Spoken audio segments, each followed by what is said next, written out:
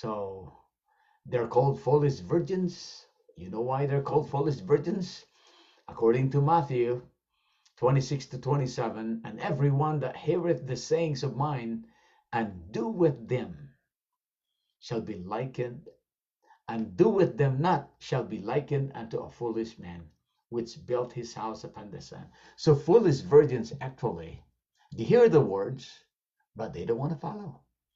The message is being given to them, but it seems like the message is just coming to this ear and goes back to the other side.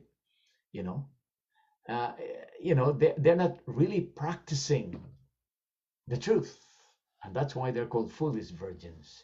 Now, what's another name for foolish virgins? Now, let's try to discuss this. What's another name for foolish virgins? All right. It says here that according to Review and Herald, August 19, 1890, paragraph 10, the state of the church represented by the foolish virgins is also spoken of as the Laodicean state. So foolish virgins are they have a Laodicean condition. They're lukewarm, okay? They're lukewarm. Now, are foolish virgins mediums of Satan? Let's find out.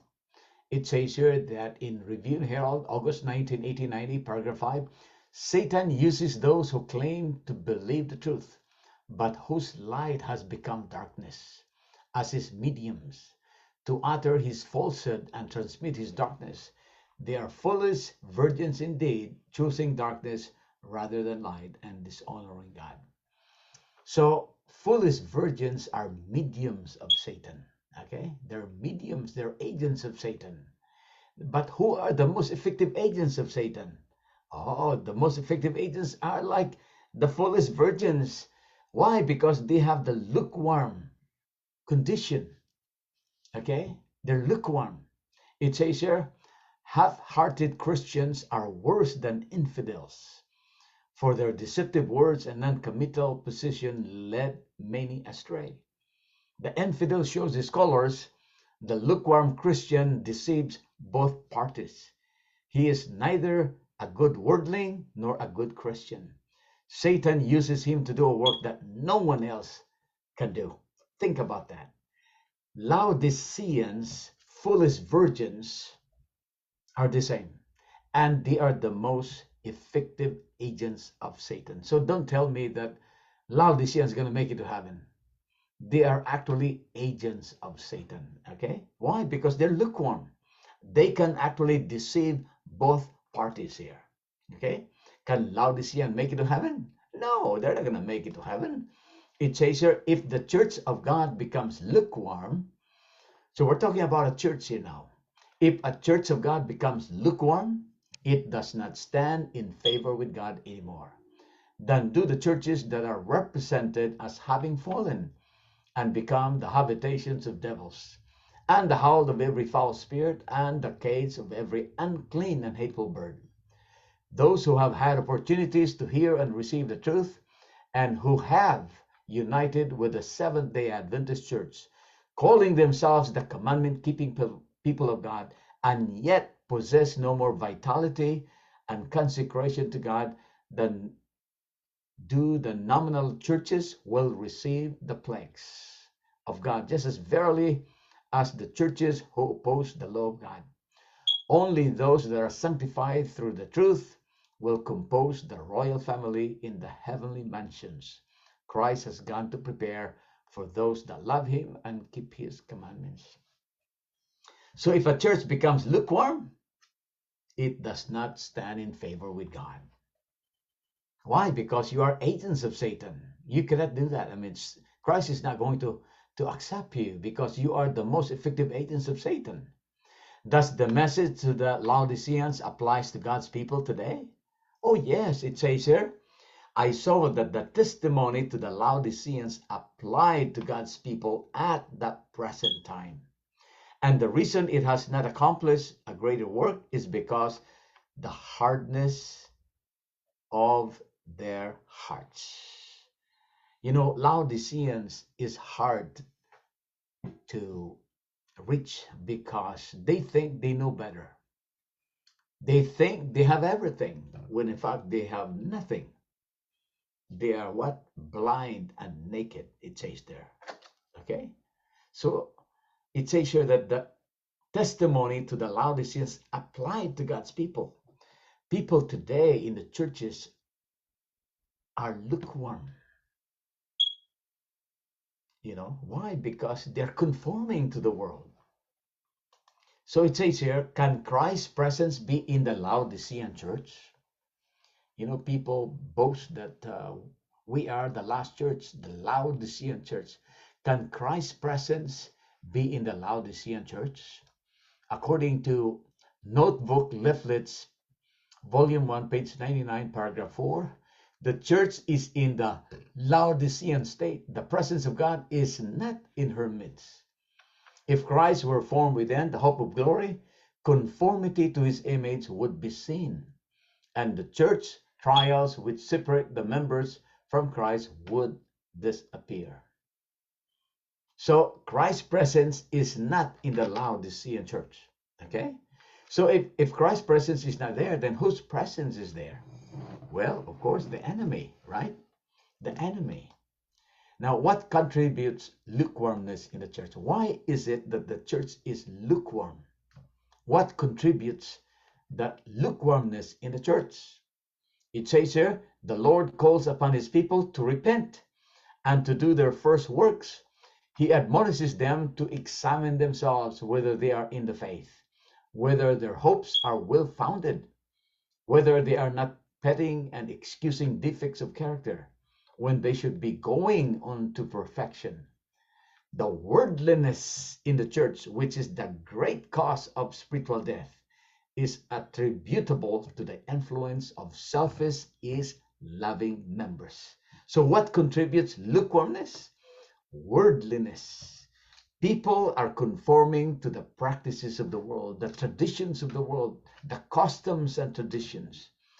They are, they're being converted to the world, basically.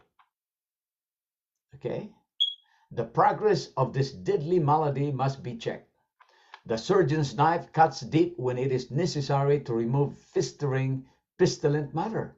So the word of God, sharper than any two-edged sword, must be made to cut to the heart, or the evil will never be removed.